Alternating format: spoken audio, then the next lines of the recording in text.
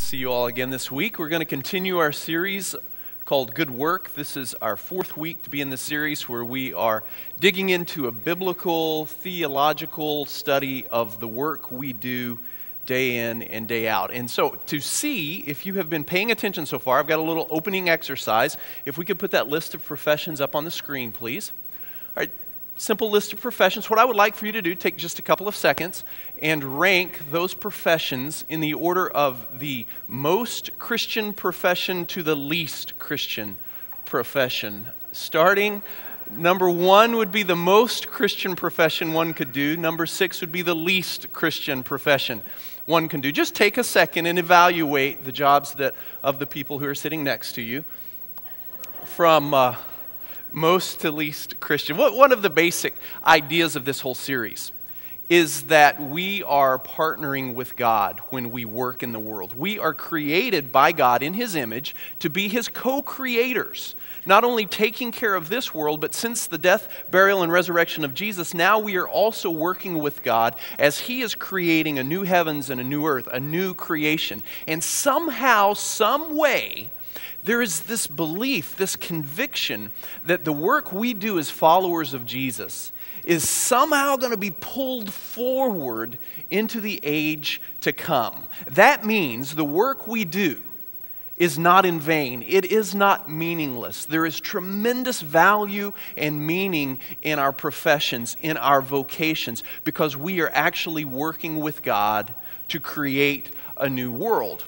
Now, having said that, that doesn't mean that everything we do in our work in this life is going to make the cut and stand the test of time and make it into the new creation. Turn in your Bibles to 1 Corinthians chapter 3. We'll look at a little passage from Paul. Now, the context here, he's talking about the kind of church one builds, the kind of community of faith one builds on Christ.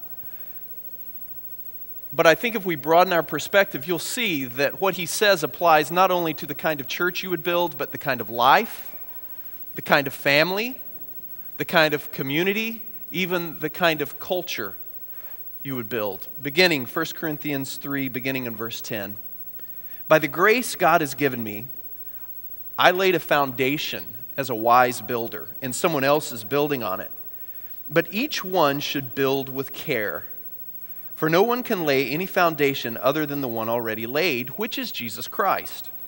If anyone builds on this foundation using gold, silver, costly stone, wood, hay, or straw, their work will be shown for what it is, because the day will bring it to light. It will be revealed with fire, and the fire will test the quality of each person's work. If what has been built survives, the builder will receive a reward. If it is burned up, the builder will suffer loss, but yet will be saved, even though only as one escaping through the flames. All right, there's a lot going on in that little passage. For our purposes today, we can say this. We are building on the foundation of the risen Christ. That's where we start, and that is the strong, solid foundation, not only of the church, but of the new creation, the new heavens and the new earth.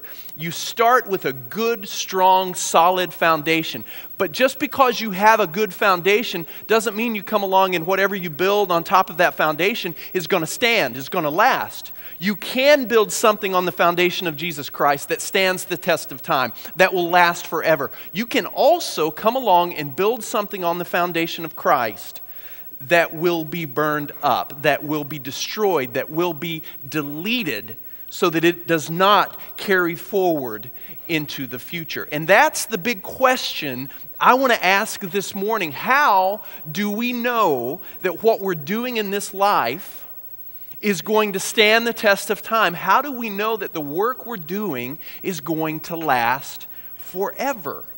Because we want our work to matter, right?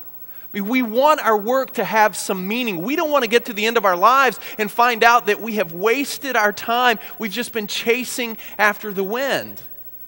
So the question is there a way for us in this life to begin to evaluate what we're doing so that we have a better sense of understanding whether it's going to last, whether it's going to stand?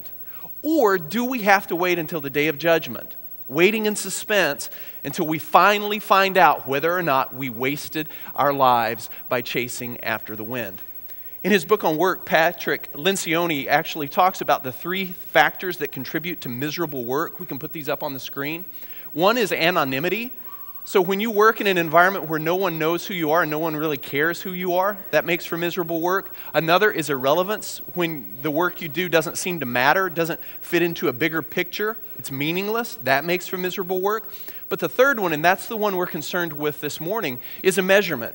And what he means by that is he says when you work and you have no way of judging your progress, no way of really knowing if you are doing what you're supposed to do, no way of evaluating your work, that can make for miserable work. So as followers of Jesus, how do we measure our work? How do you know if the work you're doing is Christian or not? And will stand the test of time. How do you know that? A guy digs a ditch. He's a follower of Jesus. After he digs his ditch, he calls his buddies over and he says, guys, come look at this. Look, that's a Christian ditch. How do you know? How do you dig a Christian ditch? What makes a ditch Christian? Do you dig it in the shape of a cross?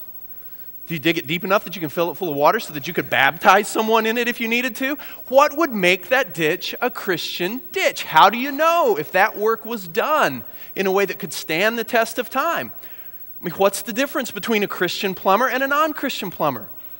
I mean, certainly the Christian plumber is going to say no to crack, but what other things are going to make the... What's the difference? How can you tell the difference between work that's just work and Christian work? Well, to answer that question, I'm going to give us a list of questions that we can answer.